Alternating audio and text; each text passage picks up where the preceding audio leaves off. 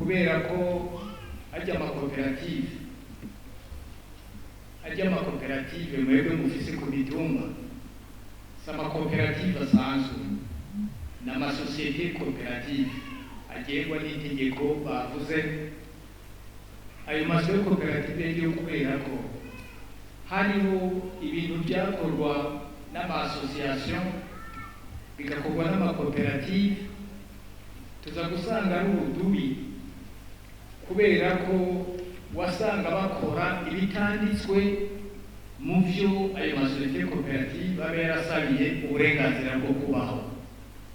Ugasanga ahubwo menshi akora ibintu by'ubucuruzi kandi ibyo by'ubucuruzi bitarimo, ahubwo ugasanga bamwe nacyo gikorwa nyamukuru kirimo ibyo basinyiye ntabe aribyo bakora.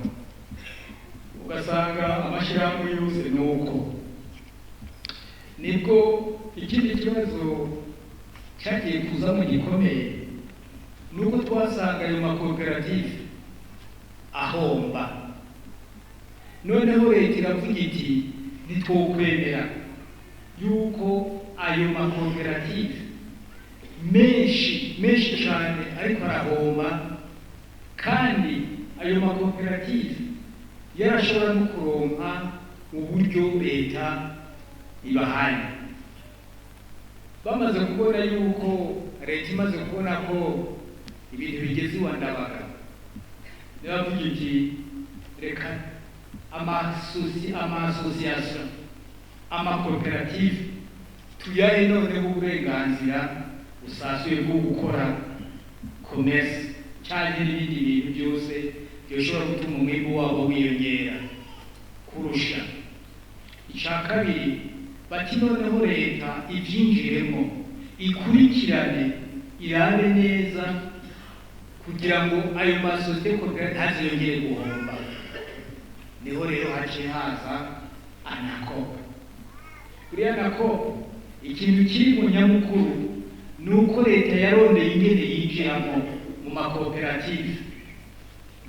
Leta irongera ingene yinjiramo kugira ngo bakurikirane neza ingene ayo masosiyete koperative akora ku buryo atazongera guhomba. Habaye akantu na gatoyi kadafudutse, leta igaca yintervena vuba kugira ngo ikosore.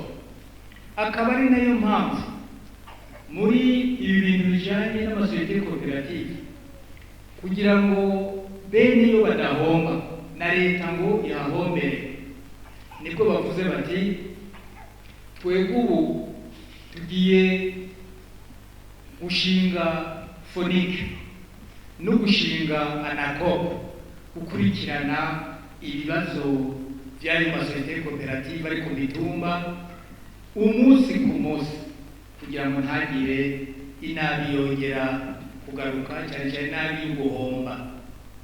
Aha rero nimba hariho hamwe bashobora kugira utugorane n'ibisanzwe, ariko icyangombwa gikenewe cyane ni uko mwebwe mubanza mukumva ko turi hamwe twese ibintu birashoboka. Icyo ni kimwe. Icya kabiri ko bishoboka ko ubukene dushobora kubumara hariya ku mitumba. Birya mwakoze ry'amasosiyete koperative mufise ku mitumba kajya n'akarorero. Ubu bamwe mwarabonye ko bishoboka ko hashobora kuba icyo bita création de richesse, no kugira kugwiza umwimbu harya ku mitumba. Icyo cyonyine kukibona mukakimenya ni intambwe. Icya gatatu hasigara ko mumenya muti buriya no ku mitumba barashaka kumenya kugera ibintu byabo hariya ku mitumba, ibintu bigatera imbere. Icyo ni ikindi cya gatatu. Ikindi cya kane ni uko ubu mwabonye ko bishoboka ko abantu bashobora kurimira hamwe mwisunze intumbero mwahawe, ariko kubura hariho bose si bose barabyumva, mugabo benshi bariko muraze kubona ko bishoboka. Ico kintu cyane cyane ko bishoboka, ko mushobora gushira amatongo hamwe kugira ngo murima ahantu hanini.